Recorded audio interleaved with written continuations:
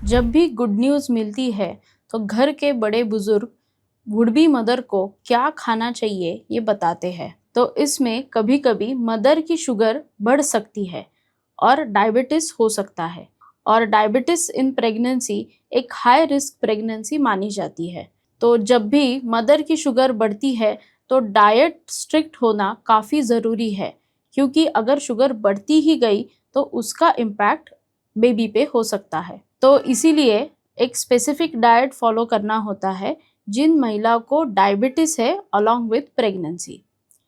तो आप डिनर में, लंच में और ब्रेकफास्ट में क्या ऑप्शंस खा सकते हैं, ये आज मैं आपको बताऊंगी। इसीलिए इस वीडियो को अंत तक देखिए। पहले बात करते हैं कौन सी चीज़ें आपको अवॉइड करनी है। एक तो है हाई कार्बोहाइड्रेट फूड्स, यानी कि cake, pastries, ice creams, chocolates, sweets जिसमें जलेबी या फिर बंगाली स्वीट्स रहते हैं। इसमें काफ़ी हाई कार्बोहाइड्रेट प्रेजेंट रहता है, यानी कि हाई शुगर कंटेंट होता है। तो ये सब चीज़ें आपको अवॉइड करनी है। आप बात करते हैं आप ब्रेकफास्ट में, लंच में और डिनर में क्या क्या खा सकते हैं। ब्रेकफास्ट में कई अच्छे हेल्दी ऑप्शंस है। आप ब्रेकफास्ट में वेजिटेबल उपमा खा सकते हो, जिसमें आप कैरेट्स डाल सकते हो या फिर ग्रीन पीस डाल सकते हो और उसका एक वेजिटेबल उपमा बना सकते हो। दूसरा ऑप्शन है पराठास, वेजिटेबल पराठा, पालक पराठा, मेथी पराठा। ये काफ़ी हेल्दी ऑप्शंस है जो आप ब्रेकफास्ट में ले सकते हो। तीसरा ऑप्शन है स्प्राउट्स का सैलेड। स्प्राउट्स का सैलेड बना के आप ब्रेकफास्ट में ले सकते हो। चौथा ऑप्शन है मल्टीग्रेन इडली या डोसा। ये भी एक काफ़ी अच्छा ऑप्शन है जिससे आपकी शुगर नहीं बढ़ेगी और आपको एनर्जी भी प्रोवाइड होगी, आपको और आपके बेबी को। चौथा ऑप्शन है tomato omelette with whole wheat bread. ये एक अच्छा कॉम्बिनेशन है क्योंकि टोमेटो ऑमलेट बेसन से बनाया होता है और besan is equal to dal and dal is equal to proteins. बेसन हम दाल से बनाते हैं और इसकी वजह से प्रोटीन कंटेंट उसका अच्छा हो जाता है। तो शुगर पे इसका कुछ इम्पैक्ट नहीं होगा और आपको न्यूट्रिशन भी मिलेगा। इसके साथ आप थोड़े फ्रूट्स खाते हो तो भी चलेगा। और फ्रूट्स में ऑप्शंस कई है, जैसे कि पाइनएप्पल, एप्पल, बनाना, स्वीट लाइम, ऑरेंज जैसे चीज़ें आप आराम से खा सकते हो और ये आप ब्रेकफास्ट के साथ ही लीजिए। बिटवीन ब्रेकफास्ट एंड लंच, यानी कि 11 से 11:30 बजे तक आप थोड़े ड्राई फ्रूट्स खाइए, यानी कि 2 आमंड्स खा सकते हो, 7 to 8 रेजिन्स एंड 2 to 3 पिस्तास या फिर वॉलनट्स। ये ड्राई फ्रूट्स भी काफ़ी एनर्जी प्रोवाइड करते हैं, न्यूट्रिशन प्रोवाइड करते हैं और बेबी के ग्रोथ के लिए भी काफ़ी हेल्पफुल है और इससे शुगर भी नहीं बढ़ती। आपको लंच का टाइम बिटवीन 1:30 से लेकर 2 तक रखना चाहिए, क्योंकि ब्रेकफास्ट और लंच के बीच में ज़्यादा टाइम नहीं होना चाहिए। अगर वो ज़्यादा टाइम होता है तो उसका इंसुलिन सिक्रीशन पे असर होता है और शुगर बढ़ने की संभावना रहती है। इसीलिए आपको लंच 1:30 से 2 तक करना चाहिए। अब लंच में आप क्या क्या खा सकते हो। लंच में आपको पूरा बैलेंस डाइट रखना है। इसमें एक बाउल ऑफ सैलेड, 1 या 2 wheat rotis, 1 bowl of rice. अगर आप वो ब्राउन राइस लेते हो तो भी चलेगा, it will become more healthy rather, and 1 bowl of dal. तो ये एक बैलेंस डाइट हो जाएगा।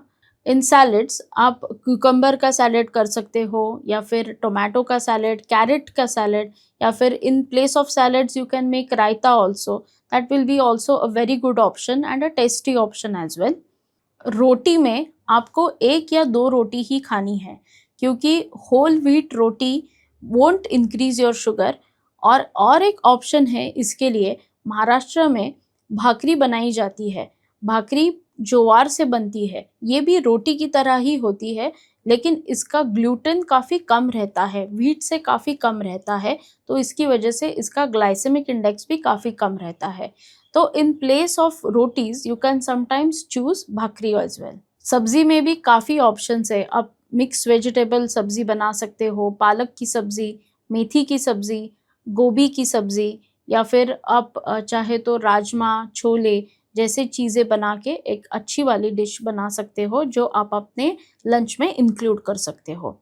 इन सारी सब्जियों से आपका शुगर वैल्यू बिल्कुल ही नहीं बढ़ेगा और आपको ध्यान रखना है अपनी प्लेट में वेजिटेबल का बाउल बड़ा होना चाहिए और जो राइस का बाउल है वो हमेशा कम रहना चाहिए।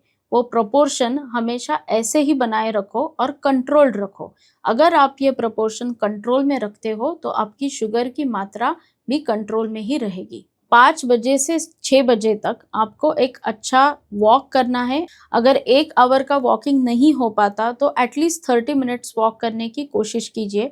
और ये होने के बाद अगर आपको भूख लगती है तो 1 कप दूध ले सकते हो प्रोटीन पाउडर के साथ। ज़्यादातर गायनेकोलॉजिस्ट हर एक प्रेग्नेंट मदर को प्रोटीन पाउडर प्रिस्क्राइब करते हैं जो शुगर से फ्री रहती है, तो आप वो दूध में मिला के ले सकते हो। डिनर टाइम आपका 8:30 से 9 बजे तक होना चाहिए और डिनर में भी जैसे आपने लंच का एक बैलेंस डाइट किया है वैसे ही आप सेम मेन्यू रखने की कोशिश करो। अगर थोड़ा वेरिएशन चाहिए तो इंस्टेड ऑफ नॉर्मल राइस आप ब्राउन राइस से बना हुआ पुलाव या फिर बिरयानी जैसे चीज़ें आप अपने डिनर में इंक्लूड कर सकते हो।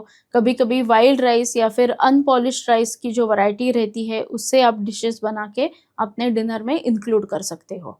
अगर पसंद है तो पालक खिचड़ी या फिर खिचड़ी और कढ़ी जैसे ऑप्शंस भी आप डिनर में इंक्लूड करना चाहते हैं तो कर सकते हो।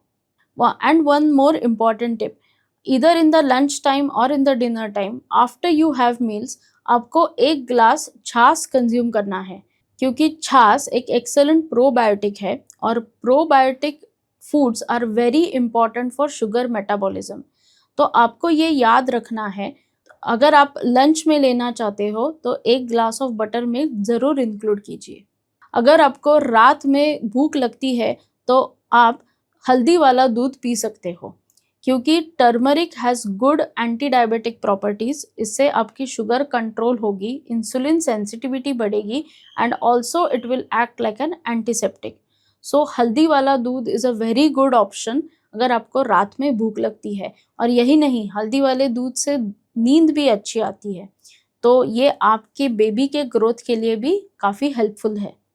तो ये एक जनरल डाइट प्लान है जो मैंने इस वीडियो से आपको शेयर किया है। तो अगर आपको ये वीडियो अच्छा लगता है तो अपनी फैमिली के साथ शेयर कीजिए और लाइक, शेयर, सब्सक्राइब करना मत भूलना। ऐसे ही इन्फॉर्मेशन जानने के लिए मेरे साथ बने रहिए। धन्यवाद।